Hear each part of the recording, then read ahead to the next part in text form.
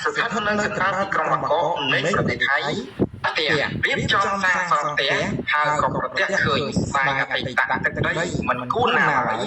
ទឹកដីខ្មែរបាត់បង់នោះសោះសូមស្វែងយល់ជាគំនិតដូចតទៅប្រវត្តិដើមឡើយបុគ្គលនេះស្ថិតនៅព្រំប្រទល់រវាងប៉ោយប៉ែតជាមួយនឹងស្រុកអារ៉ាល់ប្រទេសខេត្តត្រកែវប្រទេសថៃនៅសម័យសង្គ្រាមលើកទី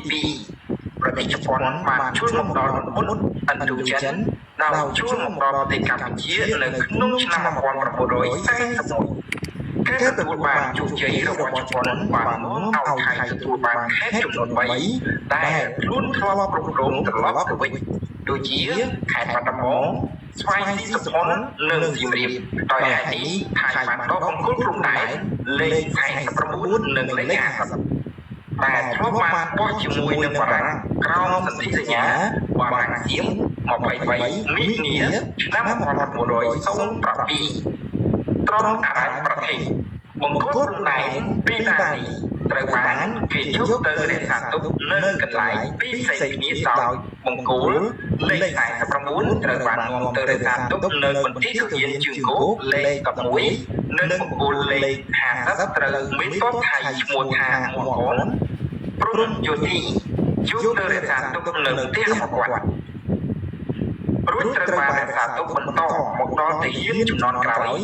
បច្ចុប្បន្ននេះបង្គោលព្រំដែនលេខ50នេះត្រូវបានកូនចៅមេទ័ពថៃរូបនោះប្រគល់ឲ្យក្រុមសិល្បករ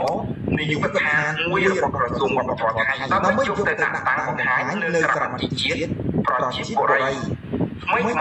យើងឃើញថាសារមន្ទីរជាតិនៃទីក្រុងបាងកកបាននោះយកទៅដាក់បង្ហាញនៅមុខព្រះទីនាំងពុទ្ធយាយសុវណ្ណក្នុងពិព័រណ៍ពិសេសមួយឈ្មោះថា Museum Expo បាទ Museum Expo បាទក្នុងនេះគឺយើងឃើញថាពិតជាមានការសោកស្ដាយជាខ្លាំងនៅពេលដែលទឹកដីរបស់យើងបានបាត់បង់តាំងពី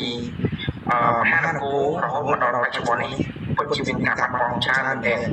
បាទរហូតដល់ប្រទេសខ្លះនៅតែបន្តនៃការឈ្លានពាននៅក្នុងទឹកដីកម្ពុជាទៀតដោយសារតែ